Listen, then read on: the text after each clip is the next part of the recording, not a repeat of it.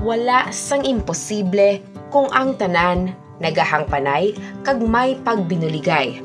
Ini ang napamatud-an sa Rojas Memorial Provincial Hospital o kun RMPH sa diin tungod sang maayo nga pagdumala kag pagsuporta sang gobyerno probinsyal na angko na gidman sang nasambit nga ospital ang madugay na nila nga handom nga hindi lamang para sa ila kundi para sa bug-os nga pamuluyo sang probinsya.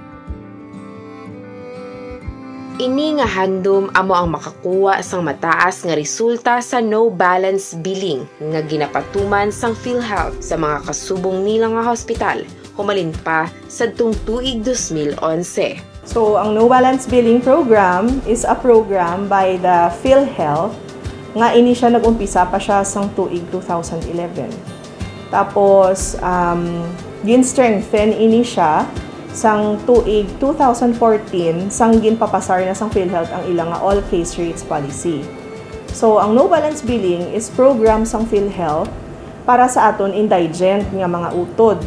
So dala na diri ang aton mga 4Ps recipients, ang aton nga mga kasambahay, no, mga kabulig sa balay drivers, kag ang aton nga mga utod nga ginasponsoran ang ilang nga PhilHealth sang local government unit. So for example, ginasponsoran sang aton mga congressman, governors and mayors. Once ini sila nga mga pasyente masulod sa aton nga ospital, tanan nga serbisyo nga kinahanglan nila para mag-ayo sila dapat ihatag sang ospital nga libre pag wala sang dugang nga bayad. So, tanan niya laboratorio, tanan niya x-ray, diagnostics, pareho sang CT scan, ultrasound, kag ang tanan niya bulong dapat mahatag sa ila sang kompleto kag libre.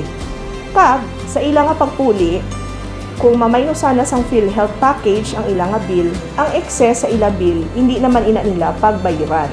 So, amo ina siya ang aton nga no balance billing policy.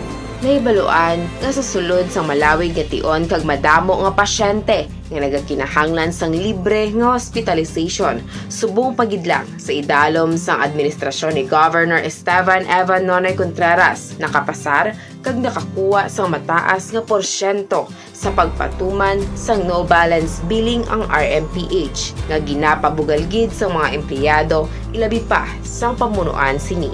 Gani aton nga ginhibalo kun nga man importante kag nagakadapat nga makapasar o kung makakuha sa mataas nga resulta sa pagpatuman sini ang RMPH. Importante ina siya kay ini siya dako nga bulig actually sang aton nga gobyerno para sa aton mga kubos nga mga utod.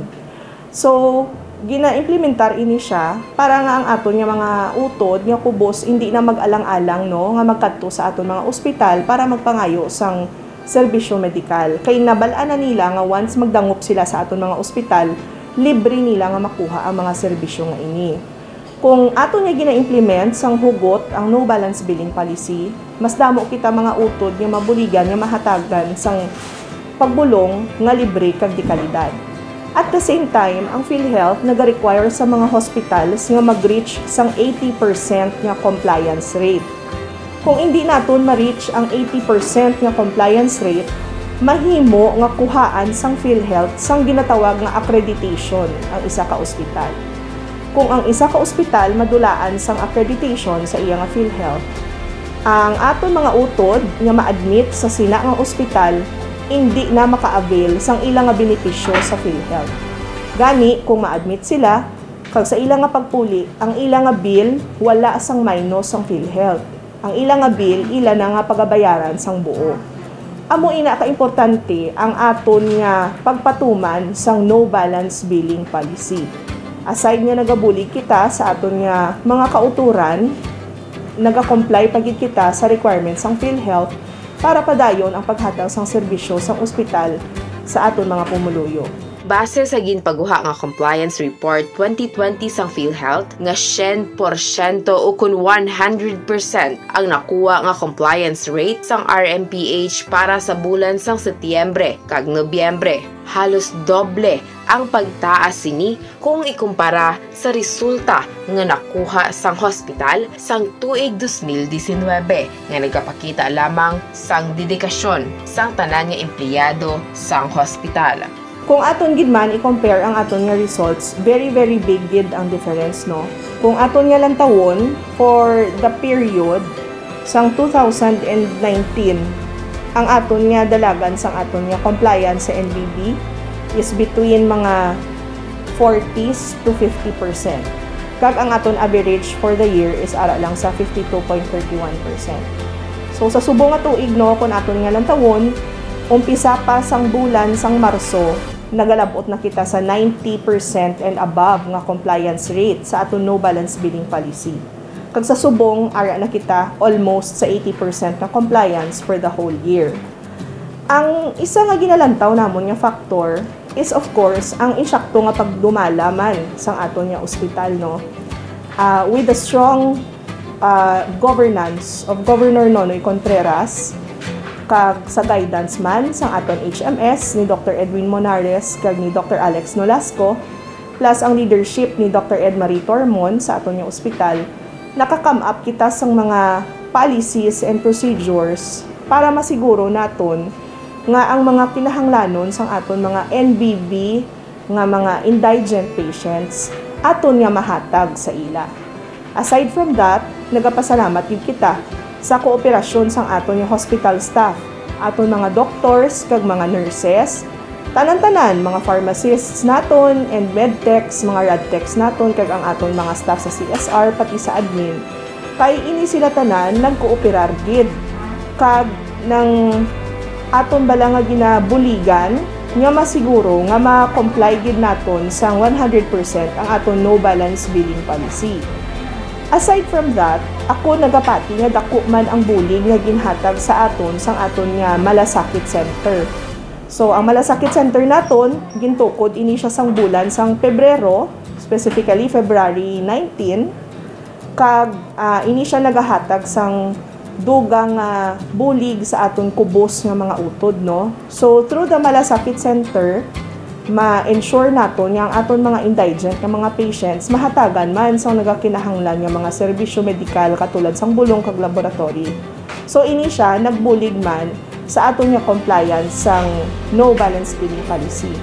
And we are very happy kay Governor Nonoy Contreras nga siya gid ang nagpatikasog nga madala ang serbisyo sang Malasakit Center diri sa probinsya sang Capiz.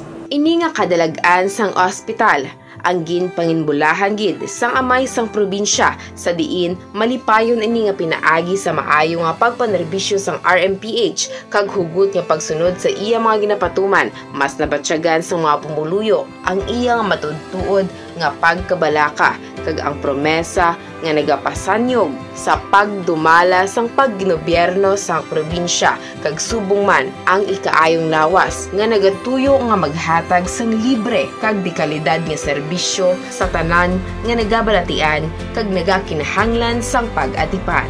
In behalf of the Rojas Memorial Provincial Hospital, we are so happy that at last ang dream nga dugay na namon ni ginahandom amo na gid man naabot, no, for 2 consecutive months.